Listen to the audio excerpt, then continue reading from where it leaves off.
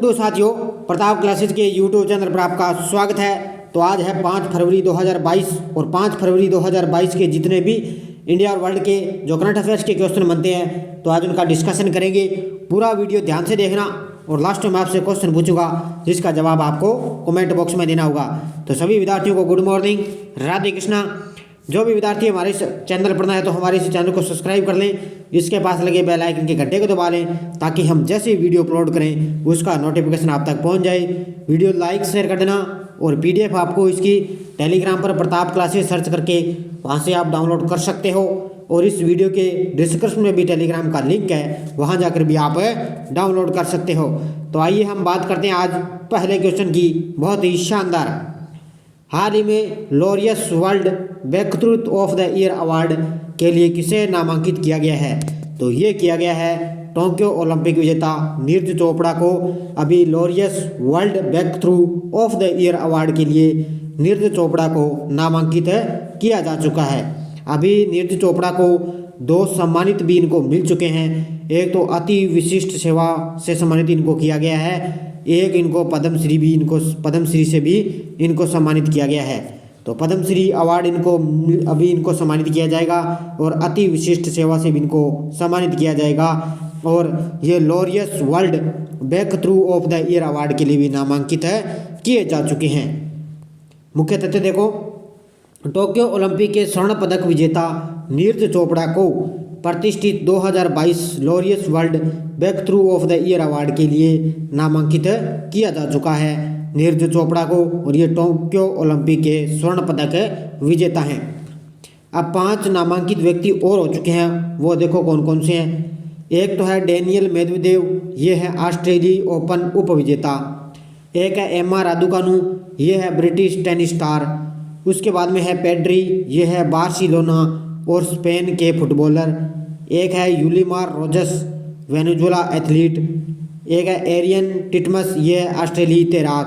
तो ये आप गेम से इसको ध्यान रखना कौन गेम से है। तो डेनियल मेदवेदेव है, ओपन उपविजेता थे, और Emma Raducanu tennis, Pedri Barcelona है फुटबॉलर, और यूलिमार रोजस है वेनेजुएला एथलीट, और एरियन टिटमस है तैराक से संबंधित। इन 5 को भी इनको नामांकित किया जा चुका है। इसमें ये Laureus world breakthrough of the year award से।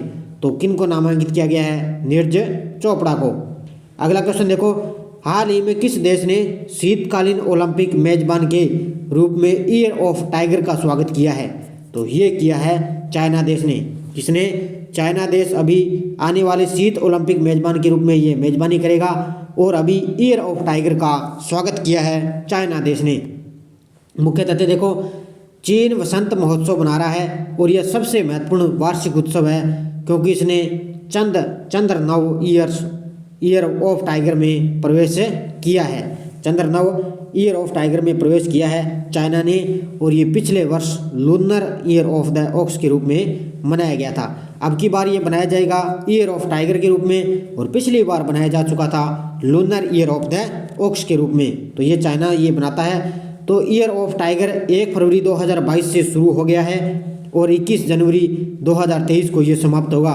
बहुत लंबा ये चलने वाला है। तो 21 जनवरी 2023 को ये समाप्त होगा और 1 फरवरी से इसकी शुरुआत हो चुकी है। और शीतकालीन ओलंपिक मेजबानी करेगा अब की बार चाइना, और ईयर ऑफ टाइगर का स्वागत किया जा चुका है चाइना ने। अगला क्वेश्चन देखो, हाल ही में किस देश ने 2021 में भारत के व्यापार भागीदार के रूप में शीर्ष स्थान हासिल किया है? तो वो किया है अमेरिका ने। संयुक्त राज्य अमेरिका ने 2021 में भारत के व्यापार भागीदार के रूप में क्या है? शीर्ष स्थान हासिल किया है। मुख्य तथ्य देखो, संयुक्त राज्य अमेरिका कैलेंडर वर्ष 2021 में $112.3 बिलियन के व्यापार के साथ भारत का शीर्ष व्यापारिक ये भागीदार है या साझेदार देश बन चुका है अमेरिका। पिछली बार था चाइना। अमेरिका के बाद दूसरे नंबर पर कौन है? चाइना है। तो पहले पर अमेरिका हो गया साझेदार व्यापारी के साझेदार में, और 2 नंबर पे आ गया चीन। 2020 में चीन भारत का शीर्ष व्यापारिक साझेदार था और अमेरिका दूसरे स्थान पर था। तो पिछली बार चीन टॉप पे था भारत के साथ व्यापार में, और अब की बार अमेरिका है जो टॉप पे है। तो ये भारत के व्यापार भागीदार में शीर्ष स्थान है अमेरिका का। अगला क्वेश्चन देखो, हाल ही में IUCN ने किस राज्य में अरावली जैव विविधता पार्क को नामित किया है? तो ये किया है हरियाणा में। यहाँ पे हरियाणा में किया है। मुख्य तथ्य देखो, हरियाणा के गुरुग्राम में अरावली जैव विविधता पार्क को भारत का पहला अन्य प्रभावित क्षेत्र आधारित संरक्षण उपाय साइट घोषित किया गया है। अब ये IUCN की फुल फॉर्म क्या है? International union for conservation of nature, इसकी फुल फॉर्म है। और अभी हरियाणा के गुरुग्राम क्षेत्र में अरावली जैव विविधता पार्क को क्या है, ये पार्क के रूप में इनको नामित किया गया है। कहाँ पे? हरियाणा में। अगला क्वेश्चन देखो, हाल ही में किस देश के डेरिल मिशेल ने ICC spirit of cricket award 2021 जीता है? तो ये किस देश के खिलाड़ी हैं जिन्होंने अभी डेरिल मिशेल ने ICC स्पिरिट यानी कि ICC cricket counselling spirit of cricket award 2021 जीता है? तो ये है न्यूजीलैंड के खिलाड़ी। कौन है? न्यूजीलैंड के खिलाड़ी हैं डेरिल मिशेल। मुख्य तथ्य देखो, न्यूजीलैंड के क्रिकेटर डेरिल मिशेल को अंतर्राष्ट्रीय क्रिकेट परिषद स्पिरिट ऑफ क्रिकेट अवार्ड 2021 विजेता नामित किया जा चुका है। अब ICC के अध्यक्ष कौन है? Greg Barclay. और ICC के CEO कौन है? जोफ एलाड्रिस। और ICC का मुख्यालय कहाँ पर है? दुबई में है, संयुक्त अरब अमीरात। और ICC की स्थापना 15 जून 1909 को ICC की स्थापना हुई। और अब की बार न्यूजीलैंड के क्रिकेटर हैं डेरिल मिशेल, उन्होंने स्पिरिट ऑफ क्रिकेट अवार्ड 2021 से विजेता के रूप में नामित किया गया है। अगला क्वेश्चन देखो, हाल ही में देश की पहली बुलेट ट्रेन का पहला स्टेशन कहाँ बनेगा? भी बुलेट ट्रेन का पहला रेलवे स्टेशन कहाँ बनेगा? ये बनेगा सूरत, गुजरात में। कहाँ पे? सूरत, गुजरात में देश की पहली बुलेट ट्रेन का ये पहला स्टेशन बनेगा। मुख्य तथ्य देखो, देश की पहली बुलेट ट्रेन का पहला स्टेशन सूरत होगा। और ये बुलेट ट्रेन मुंबई से अहमदाबाद के बीच में चलाई जाएगी। कहाँ से? मुंबई से अहमदाबाद के बीच में चलाई जाएगी और पहला स्टेशन होगा सूरत। इसके लिए कॉरिडोर परियोजना का उद्घाटन 2017 में हुआ था। और दिसंबर 2024 तक गुजरात में 4 स्टेशन बनेंगे। उन 4 स्टेशनों में से क्या है? सूरत जो पहला तैयार होने वाला स्टेशन बन चुका है सूरत में। और दिसंबर 2024 तक क्या है? गुजरात में जो बुलेट ट्रेन के लिए 4 रेलवे स्टेशन बन जाएंगे। और अभी पहला स्टेशन बन चुका है, गुजरात में बनने जा रहा है, तो वो सूरत में बनेगा। अगला क्वेश्चन देखो, हाल में रक्षा अनुसंधान और विकास प्रयोगशाला यानी कि DRDL का निदेशक किसे नियुक्त किया गया है? तो ये नियुक्त किया गया है श्रीनिवास मूर्ति को। किसको? श्रीनिवास मूर्ति को अभी रक्षा अनुसंधान और विकास प्रयोगशाला DRDL का निदेशक नियुक्त किया जा चुका है। और ये अभी स्थान किसका लेंगे? डॉक्टर दशरथ कुमार का स्थान लेंगे। मुख्य तथ्य देखो, वरिष्ठ वैज्ञानिक GS श्रीनिवास मूर्ति को हैदराबाद में रक्षा अनुसंधान और विकास संगठन DRDO की रक्षा अनुसंधान और प्रयोगशाला का निदेशक नियुक्त किया जा चुका है। और अभी ये स्थान लेंगे डॉक्टर दशरथ कुमार का। किसका? ये स्थान लेंगे डॉक्टर दशरथ कुमार, इनका स्थान लेंगे श्रीनिवास मूर्ति। अगला क्वेश्चन देखो, हाल ही में अंतर्राष्ट्रीय मानव बंधुता दिवस कब मनाया गया है? तो ये बनाया गया है 4 फरवरी को। कब है? 4 फरवरी को अंतर्राष्ट्रीय मानव बंधुता दिवस मनाया गया है। मुख्य तथ्य देखो, 4 फरवरी को दुनिया भर में अंतर्राष्ट्रीय मानव बंधुता दिवस मनाया जाता है। और संयुक्त राष्ट्र महासभा ने 21 दिसंबर 2020 को 4 फरवरी को मानव बंधुता दिवस के रूप में घोषित करने के लिए एक प्रस्ताव भी अपनाया था। किसने? संयुक्त राष्ट्र महासभा ने 21 दिसंबर 2020 को। और अब 4 फरवरी को दुनिया भर में अंतर्राष्ट्रीय मानव बंधुता दिवस मनाया गया है। अगला क्वेश्चन देखो, हाल ही में किस सेना की 5वीं स्कॉर्पियन पनडुब्बी वगीर क्या है? 5वीं पनडुब्बी वगीर की पहली समुद्री उड़ान रवाना हो चुकी है? तो वो है भारतीय नौसेना की। इसकी है?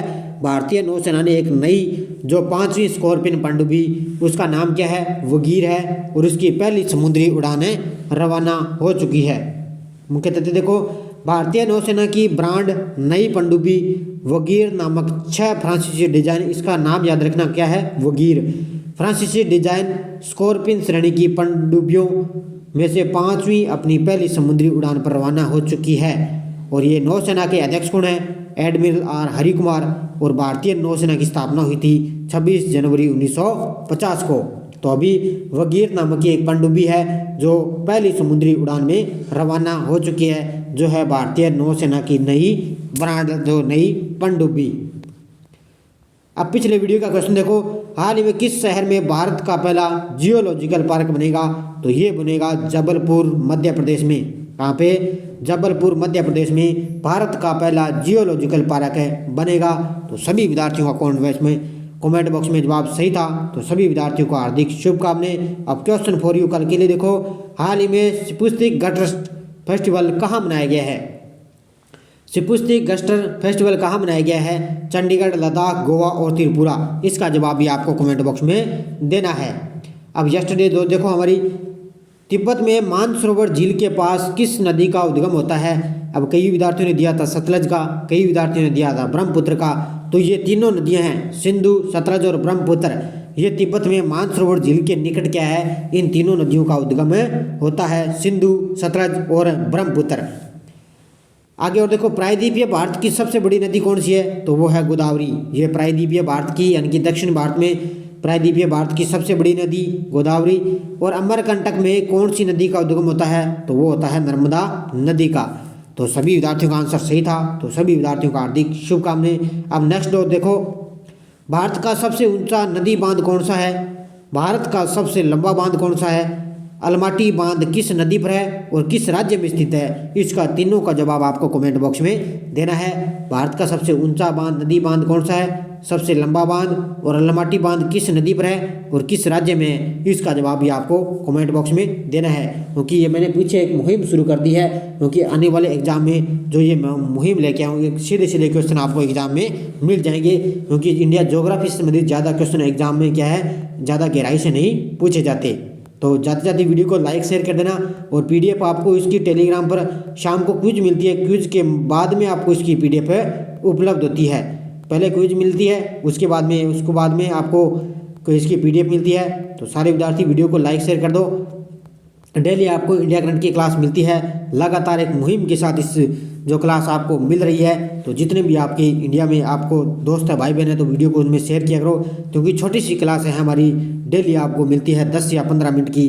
तो कंटिन्यूस क्लास के साथ बने रहिए। धन्यवाद दोस्तों, जय हिंद, जय भारत, राधे कृष्णा।